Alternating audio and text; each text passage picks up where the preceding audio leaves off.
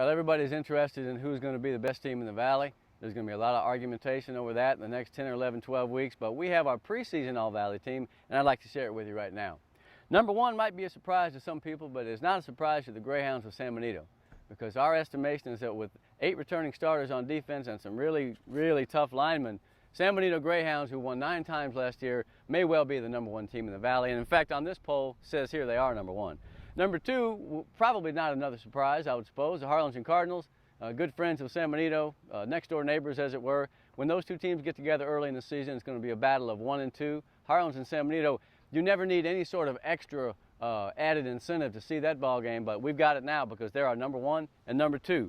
Number 3, the Sherryland Rattlers. You know, even though the Rattlers underwent a coaching change to Ranadame, the fact is that's a loaded, talented team, man. They got quarterbacks to burn. They got guys, probably the best linebacking duo with Klein and Esquivel in the Valley. And they also got a bunch of maturing juniors who were unbelievable on the freshman level. So Sherryland at number 3, I feel like that's a steady pick. Number 4, McAllen Memorial. Speaking of good friends, Sherryland and Memorial have had some nice games in the past. Memorial loses a lot of kids. They've got some up-and-comers that you haven't heard of yet, and they probably have the deepest offensive line in the Valley. So Memorial is a good 4th pick behind Sherryland, Harlingen at number 2, San Benito at number 1. Now rounding out the top 5 will be Los Fresnos Falcons, and here's another team from down in 32-5A. John Michael Rosales is back at quarterback. They got Akeem Simeon. They got Carlos. They have a lot of kids that played a lot of football. Clint Finley's had them back in the playoffs the last couple of years. I believe the Falcons will be one of the best teams in the Valley. It says here on our list, I feel like McCarthy. I have the list here in my hand of all the reported communists. It says here on the list that they're going to be number 5, and I believe that to be the case. Number 6, you always take a risk when you put a sub-5A team in a top 10 poll, but hey, with the talent that Port Isabel has this year, I feel like it's a gamble worth taking. Port Isabel could be coming back to the big-time glory days that they'd enjoyed for decades. I think last year was a step in the right direction. They had a good season, went to the playoffs. This year, they are simply loaded. It don't matter where you look on the roster, Port Isabel has a ton of talent, and when they play Rio Hondo, you better look out because that's going to be a great football game. So number 6, Port Isabel. Number 7 is another sub-5A. Even though Ed Couch-Elsa had immense graduation losses, we believe that the pride and the spirit of La Máquina Maria is back in Ed Couch. Look for Eric Morales, the real rangy little quarterback.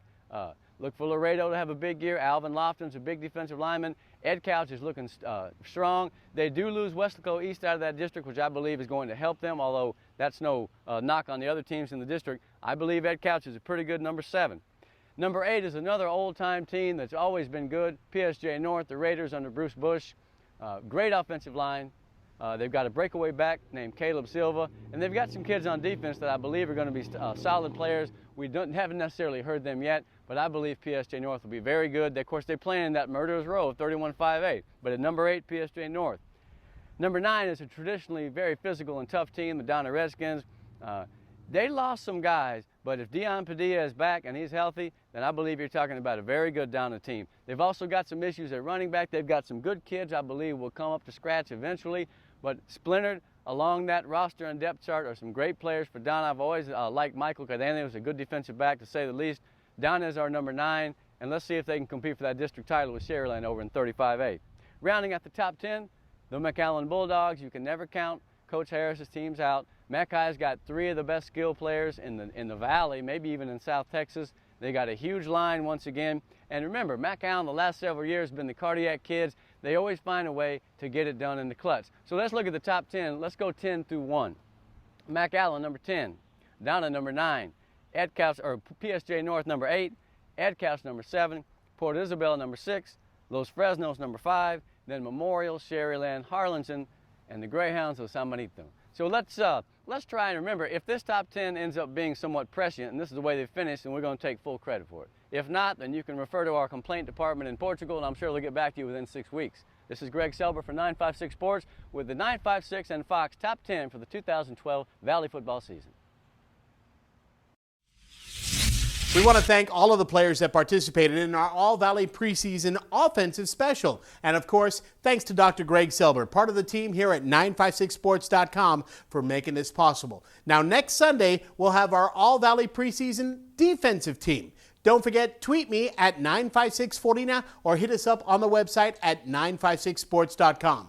Thanks to our friends at McDonald's and of course, right here at Fox 2.